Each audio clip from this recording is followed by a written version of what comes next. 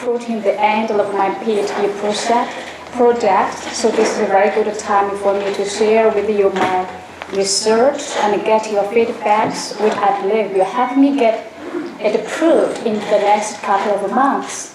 And my topic is Beyond the Translation, Chinese online translation communities and cultural newness. And let's start with translation. And translation is a subject I always feel fascinated by it. And in my mind, there are two questions. The first one is, what is translation? And the second one is, what can translation probably achieve? If I look back in history of China, and we got an inspiring picture of translation during the end of the 19th century and the early 20th century. We got this man, a Chinese man of letters, Lin Shu. Lin Shu is famous not because of writing, but because of translation. What's intriguing about this man is he didn't know any foreign languages. Maybe you can guess why, because all of his translation is a work of collaboration. The practice is like this. The collaborator of Lin Shu will translate orally. Upon hearing the translation, Lin Shu would rewrite it down in highly elaborate Chinese. And within the time span of 27 years, he completed the translation of around 200 books, mostly from the European countries and America. Lin Shu's translation opened a new world for the Chinese people, and ideologically, literally, and culturally. And if we move a little bit forward along history, we got this man Chen Duxiu. And Chen Duxiu went to Japan 5 times. From there, he acquired the notion of science, democracy. Science and democracy became the two banners during the New Culture movement in China from the 1910s to the 1920s. And this new movement called for a creation of a new Chinese culture based on the global and Western standards, and mainly on science and democracy. You can see now we are still striving to achieve this, and nowadays. So my simple hypothesis is this: translation. But now let's turn our attention to the present. Now we live in a different world and age, and the time changed, and China has become an important international player, and the Chinese people are living in a comparatively comfortable and peaceful life. How about the translation? Has the translation changed? What a role is the translation playing in the contemporary China, especially against the backdrop of globalization? So with those two questions, my focus is on the Chinese online translation communities. And my main theory is the dynamics of Chinese online translation communities and their contribution to the culture of newness in the digital context of contemporary China.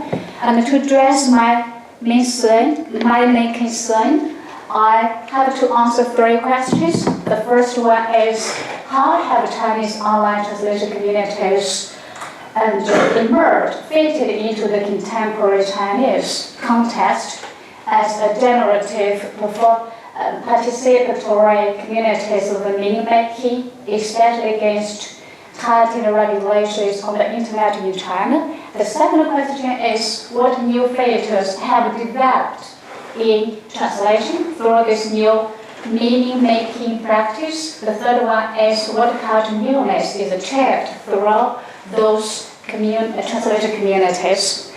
And to answer those questions, I adopted an interdisciplinary approach. And my inspiration first comes from culture semiotics. Culture semiotics is an approach developed by a Moscow tattoo school led by Yuri Lotman. And the ultimate objective of culture semiotics is try to explain the dynamics of a culture. And in order to explain the dynamics of a culture, Yuri Lotman put forward the concept of a semiosphere.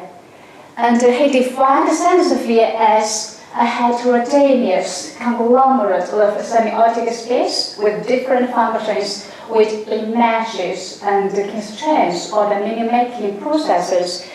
It's a little bit complex, but it's simple actually. And it is the total sum of science, text, culture systems. It could be big, it could be small. You can be a semiosphere as long as you carry out the activities of meaning-making. We do it every day, every moment, right? And it could be big, like the seminar group. We are a semiosphere. We will communicate with each other about my topic. And also, even bigger is a society, a culture, and the whole international world. And below the semiosphere, and Yuri Lotman put forward some categorical concepts that give me some analytical tools. And for my case studies, one is boundary, next is the center and the periphery, dialogue, communication, auto communication. You may ask, what has this, all the concept, what do they have to do with the translation? They have everything to do with the translation. Let's start with the boundary. Boundary is defined by Yuri Lotman as bilingual filter. And through this filter, a person, such as you, and a culture will introduce new ideas, new perspectives into the inner space. So, translation. This is translation. The next one is center and periphery. Now, usually translation, we are translating some new ideas, perspective from an alien culture. This is more than often not liked or allowed by the core culture because they're different. And the next one is dialogue. Translation is a means of dialogue or a mechanism of dialogue. The next one is communication and auto-communication. Every person, every culture has to carry out communication and auto-communication in order to survive or maintain its energy or creation. Every communication has to end up in auto-communication, otherwise it comes to nothing. For example, we exchange views, but if you don't, but you're receiving new information, new ideas, but you have to carry out a dialogue with yourselves. Otherwise, it won't be part of you. It's meaningless. So that is auto-communication, which is more essential than communication. And also Yuri Lotman expanded the understanding of translation and quote.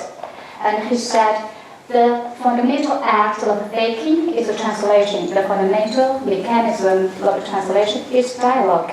So, and the concepts of Yuri Lotman have everything to do with the translation and to my understanding. My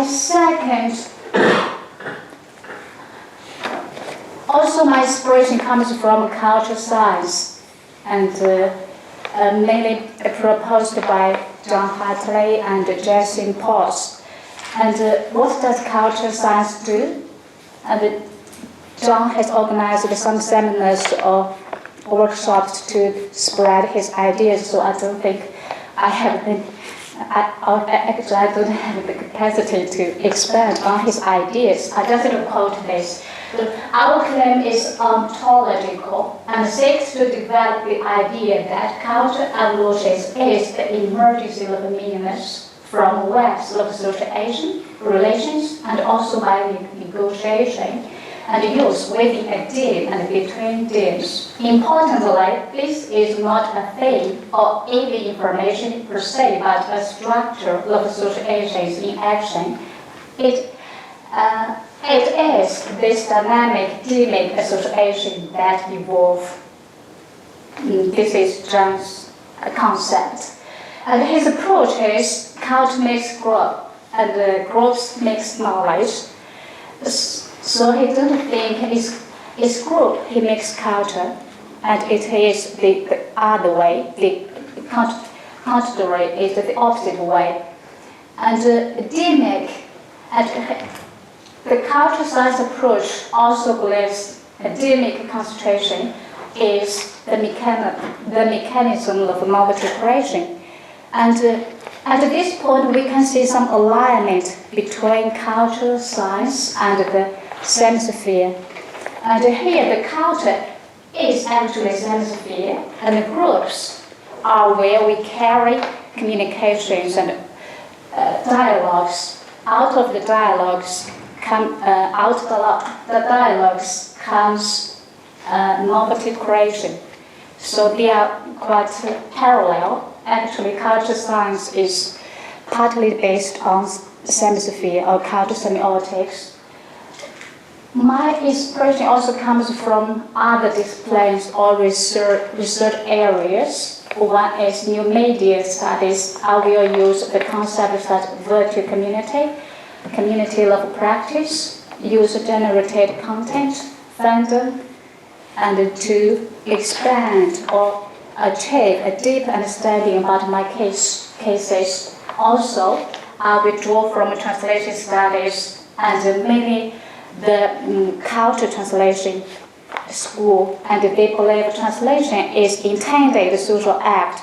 It's not just about bilingual transfer. And the translators have the autonomy to inscribe their discursive presence and to change the society and culture. And also I will draw from the concepts from humanities and social science to expand the scope of my research, and such as persistence theory by Lotman and social imaginaries by Taylor and the public sphere by Habermas.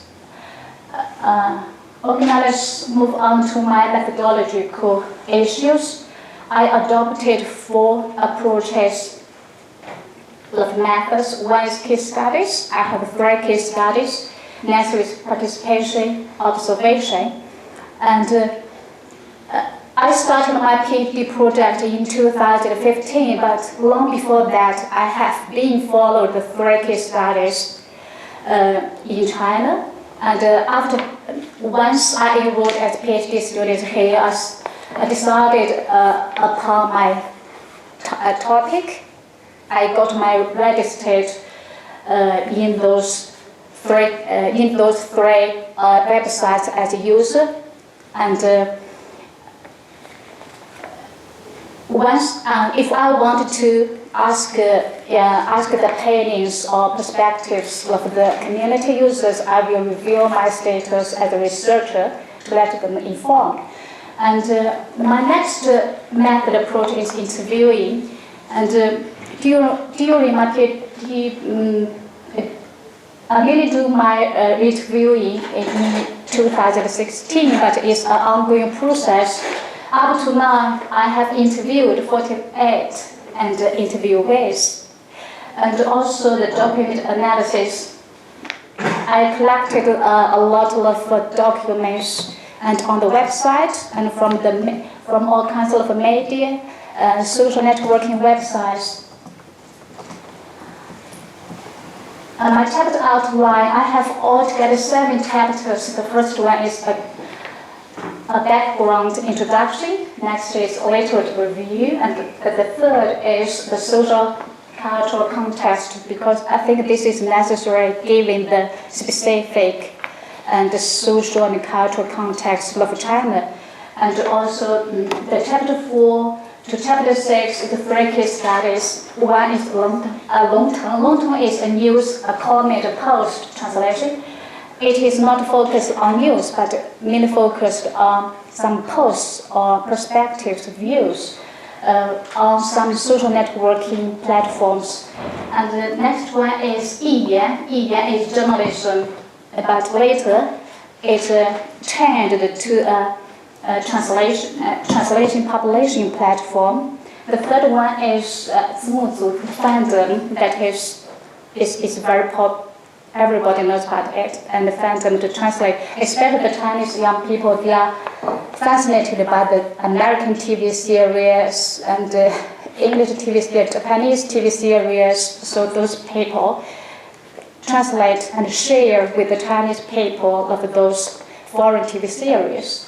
And the last one is inter-case competitive. Although all these three case studies have some similarities, but I think what's more interesting is their differences. So I have a comparative analysis.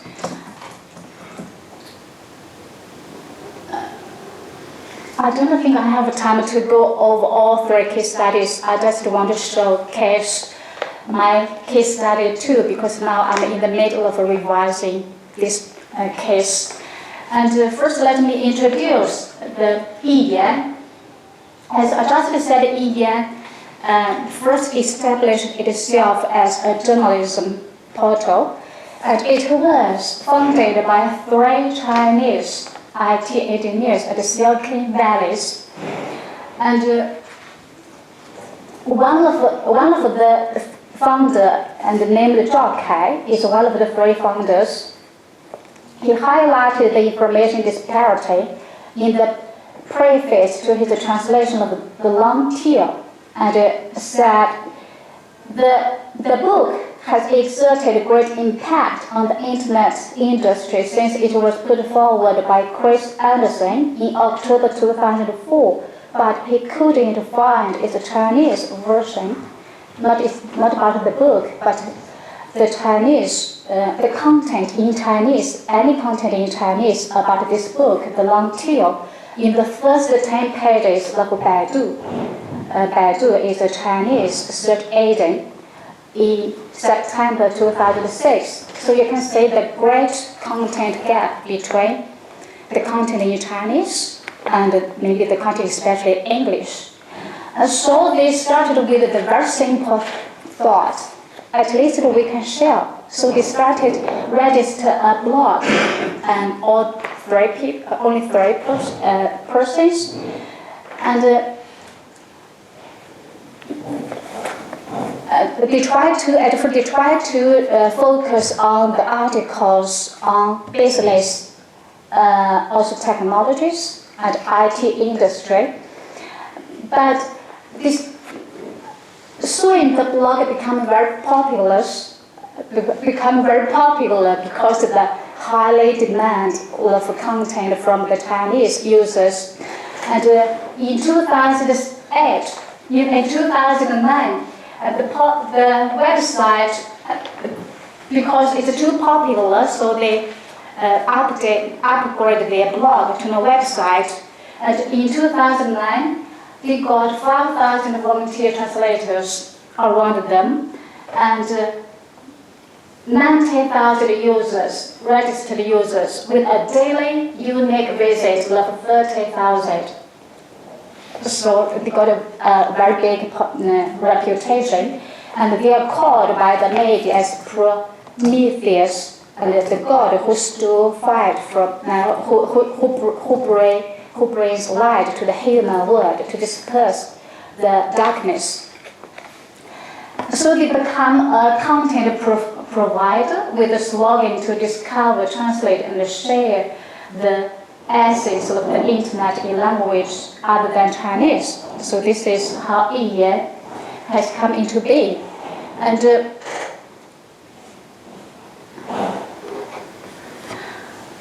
but the success didn't last long, and in 2009, at his peak, Yiyan was closed by the authority because there are many articles on the news and views published by the mainstream Western media, such as The Guardian, ABC, Economics, and Washington Post.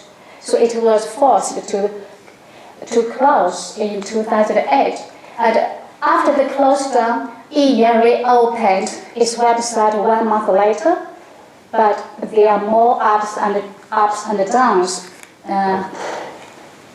ups and downs later on. So we'll talk about it now. So the question is, how can we look at dynamics of Yi? How should we define it? And the first question in my mind is, how should we define it? You can define it with many terms, such as it's a COP, the community level practice. You can see it is a community, it's an amateur translator community. You can see it's volunteer translator community or crowdsourcing translator community.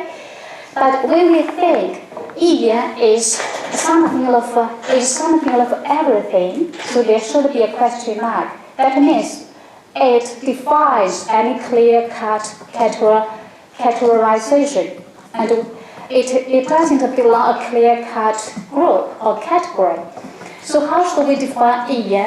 I want to look at it as a semiosphere of dynamics, and based on the interviews and the documents I got from the websites, I divide Yi into 3 phases. And the first phase is blue, Yi, and red and black, based on the background color of the website. And okay, so how to describe Yi? The blue Yi is, I describe it as a site of passion, and so we can say from its recruitment slogan. His recruitment slogan stated, in the early 20th century, Liang Qichao saw translation as the means to save our country. Liang Qichao is a very famous Chinese reformist and thinker. And today, in the digital age, there still exists a huge information gap between China and its Western counterparts. Let's create more valuable information for the Chinese internet together. So this is the rallying call of Yi. In response to the rallying call, hundreds of translators gathered around it. And some translators will say, okay, I have worked in a British company for a couple of years, can you count me in? And another will say, okay, my English is not very good, but I can forward or repost your articles to spread your knowledge to more people. So in 2009, Yi saw it with the support of translators and users, it so become the most valuable information webs and the Wikipedia of news translation in 2009. So it's a very fast process of growth. But let's come back to its recruitment slogan, how to save the country, like Liang Qichao said. What did Yi do in its stage of blue? And what he did is to focus on the news and news opinions on the current affairs published by the mainstream Western media. And in 2009, Yi's popularity won a cooperation deal with the Guardian, and so it started to focus more and more on the news or editorial translation, and this is something the state or the authority didn't like, so it caused its closure, and this moved Yi to its next stage, red Yi, and the red Yi started to adopt the practice of self-censorship. And Yi is not unique in this aspect, and the filmmakers also have to compromise on their content in order to enter the Chinese market. But a point to note is, although Yi adopted self-censorship in this stage, and by and large is only superficial. It's only superficial nod to the authorities' restrictions. On the website, you can still see hundreds of articles, and articles which are translated from the mainstream Western media, like The Guardian, the BBC, and just much the same as before. And the other characteristic is Ian started to focus on beyond telling the pole of translators. He followed a principle of the translator is number one principle, and much less it became an open translator community of practice during this stage, which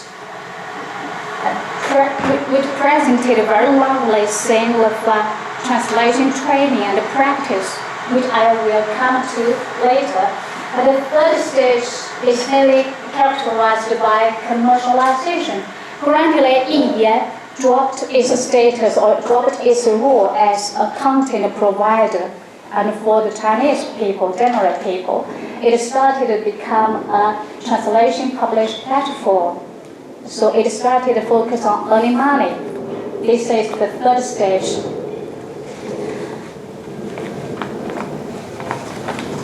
Yes, as we can say, Iya is more than a community level practice and volunteer translation communities. It is rather a result of academic concentration, which reflects the relation and encounters within and without. To put it simple, through its first stages, Iya has drawn and redrawn boundary lines with a they group to define its own identity, critical knowledge which is meaningful to it. By interacting with the foreign media, it became a popular news portal in China. By differentiating itself from professional practice, it became a pioneer to change the translation practice and course. By transforming and complementing the traditional publishing system, it established an e-book publishing model based on crowdsourcing translation. Accordingly, its roles and functions have been evolved along its more than 10 years old development, from user-generated translation to crowdsourcing translation, volunteer translation organized to business translation provide, media content translation to book publishing. The process also implies an ongoing process of identifying, integrating between the way group with its effective set of ideas. On a micro level, it is a account of cultural dynamics through the mechanism of academic concentration. So now let's move on next part. But to get a more comprehensive understanding about Iya, we need to look at it from different perspectives. And okay, now we live in a digital world of connectivity and fluidity, but certainly it is not a seamless one. And as you say, yesterday I just read an article about the Chinese internet, and the author said the young people in China know nothing about the internet as the West does. So we can say we have at least two different internet, the Chinese internet and maybe the international internet. From this point of view, I put Iya as borderland.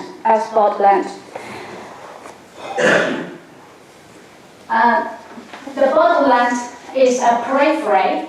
The position of the borderland is out of joint, and this articulated because it belongs at the same time to the internal and to the external space, or it is the same. And it does not belong to the internal, neither to the external space. This is the opinion of Lotman. In the case of Iya, I don't think it belongs to China. I also don't think it belongs to the Western world. It's something of in between. And Yuri Lotman also put forward a very interesting concept. It is called moving border. And he said, traveling individuals as the driving force behind the interaction of semiospheres. And in his opinion, a person needed to travel to different places to encounter different cultures, different people in order to refresh his ideas and opinions. In the case of Yan, his three founders are a border. Each developed a border and three them together, and they composed a big border. And Yan is even bigger one, a borderland. Okay, I wanted to analyze this and with a specific example. Yan's in-between position enables it to know what the domestic users want and how to meet the demand. In 2006, and Zhang Lei, another co-founder, translated and published an article called "Getting Started with Lymphoma," and the article got 190,522 views and 185 comments. A user commented, "An article can help so many." The comment section of this article presented a very touching scene of mature encouragement and care in the face of the life-threatening disease. And a user commented, "An article can help so many patients. This reflects the value of Yan. Wish all the patients will recover soon." So as Portland, Yan's value are well recognized by its users.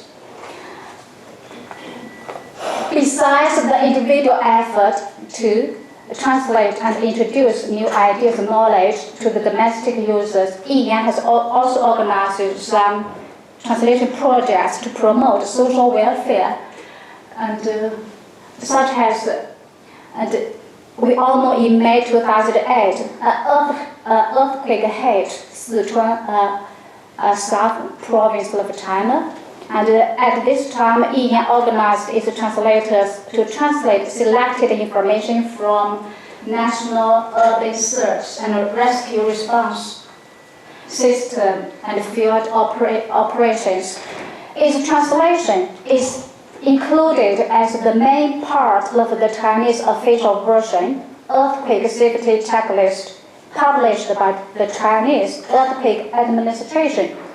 In April 2013, Jiang Lianong, a translator of this project, put on a post, proofread and comment on the translation. At the end of it, he urged the government to compile and compose an earthquake handbook more conforming to its national conditions instead of blindly copying other countries. And so this is a vivid embodiment of the concept creative citizenship, which was introduced by Hargrave and Hartley to explore the potential of civic-minded creative individuals in the context of a changing media landscape, expanding creative economy.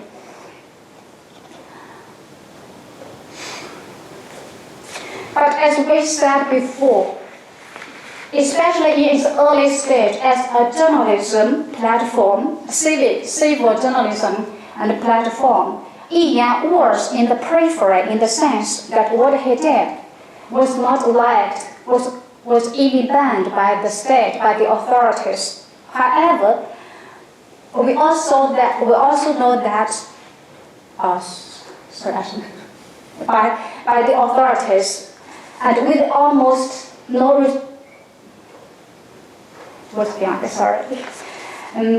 and in its earlier stage, with almost no restrictions to the content and to the also with no restrictions on the translator qualifications, Yan is a very open environment, and it's just like YouTube. And with its slogan of broadcast yourself, YouTube just evolves very quickly and to the surprise shock of some and to us. So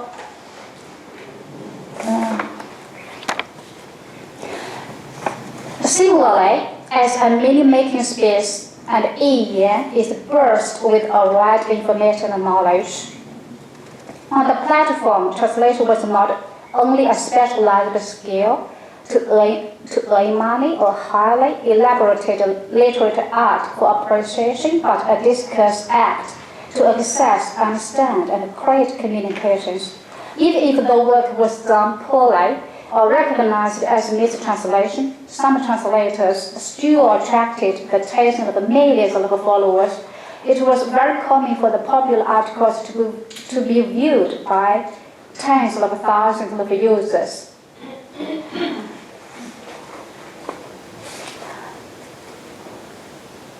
So in the although it is very popular to the Chinese users or to part of Chinese users, Yiyan is not allowed or not restricted by the core culture. Then what is the relationship between the center and the periphery? It is a relation of tension, conflict, or it is life or death.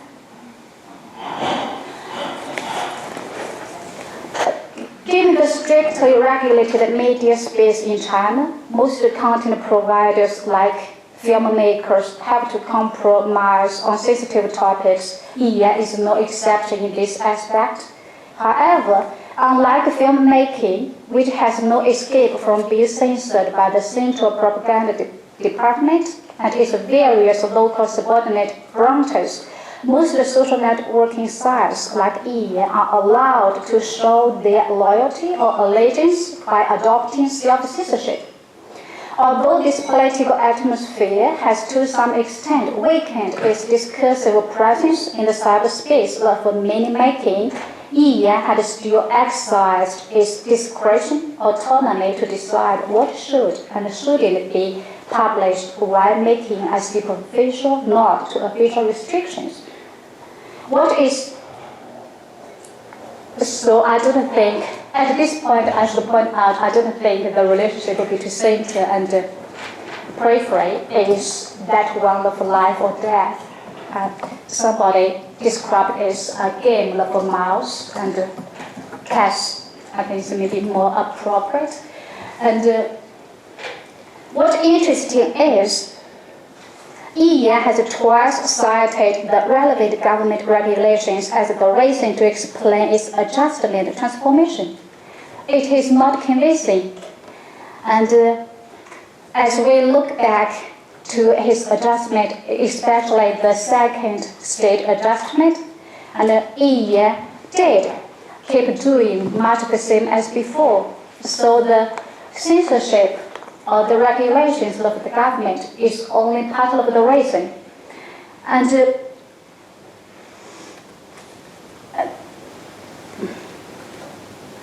so the Chinese government is the reason to is the only one reason to restrict and control the user-generated content is also a very and a popular narrative of the media and scholars. And they tend to hype the causal relationship between Chinese censorship and the withering UDC space online. Therefore, the relationship between center and periphery is described as one of life or death. However, Yiyan's explanation was not accepted by some users.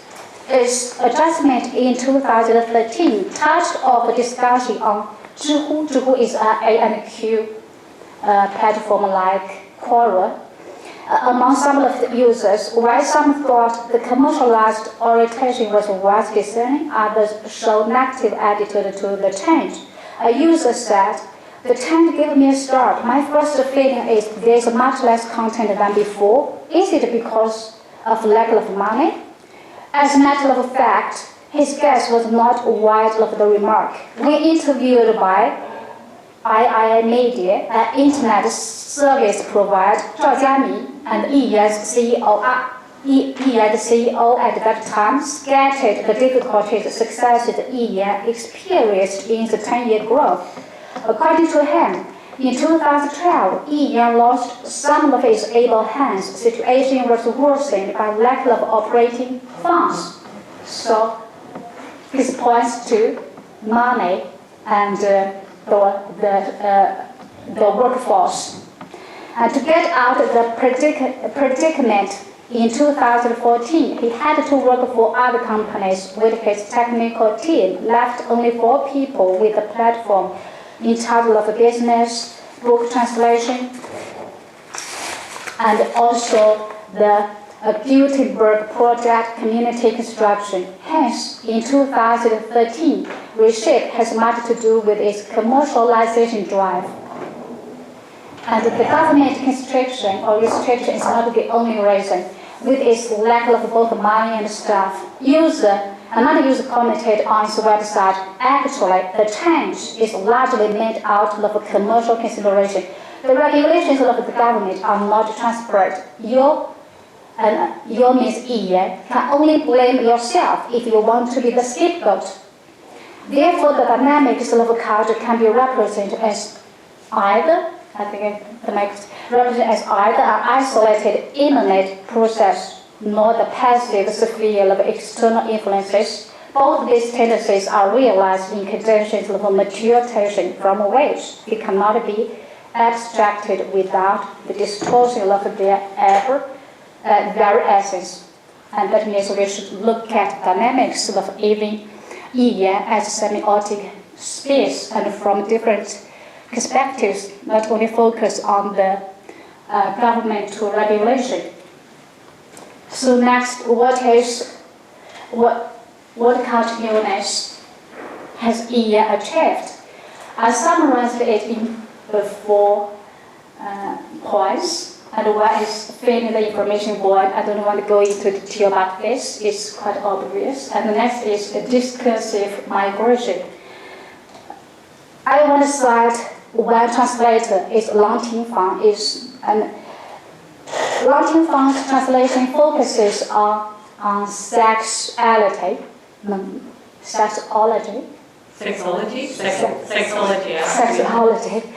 And she said, through their efforts, translators will produce some social effect because people will more or less have a renewed understanding about their own word if they have seen other different words.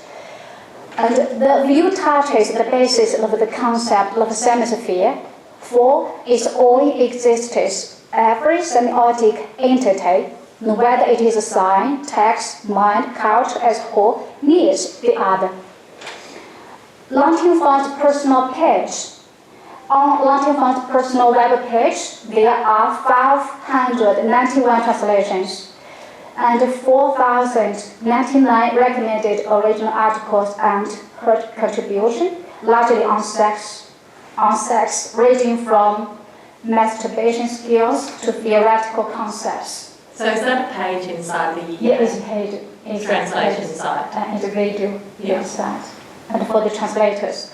Another user commented, to explore the unknowing word is more important than so-called moral disgrace. Why is it weird to know the vulva? Our society still nurses a fear towards sex. It is clear that to speak out will cause moral depravity, corrupt practices. However, this is only the fantasy imagined by the old moralist. Therefore, we can say, through the translated efforts to introduce new ideas, it stimulates a dialogue not only between cultures but within cultures. In this aspect, I want to quote Arthur Miller, and he said, a good newspaper should be inspiration for the nation to talk to itself. This is also the concept of semiosphere. The odd communication, as we said before. And the next one is the life scene of translation. The life scene of translation comes from head inward. And he uses this term to describe Chinese poetry space and defines the term as an ideology of spontaneity, the here and the now of fleeting moments, rather than big schemes, grand narratives, and of the increasingly permeable boundaries between the participation observed, performers, authors, and readers. I use this concept to look at the structural features, functions adopted by the platform, the turn and the trace of the inbuilt dialogues, which evidenced how the participants listened to and responded to each other in a very communicative way.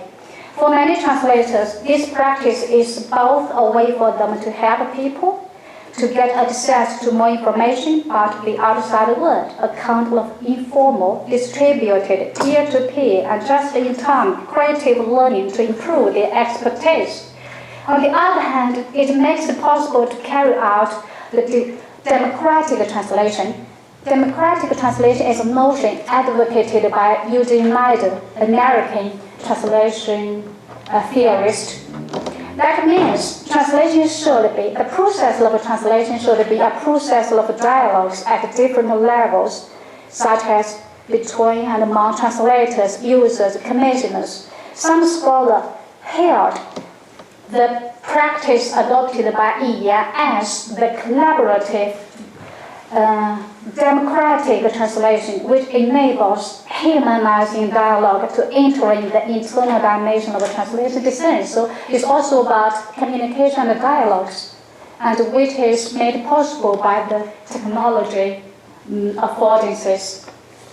The last point about its continuous is establish a new way publishing translations.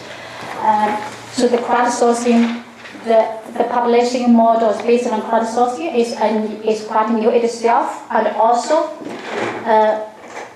Yi established a three-level structure. According to Zhang, he set up a web hierarchy, which is compared to the rank hierarchy.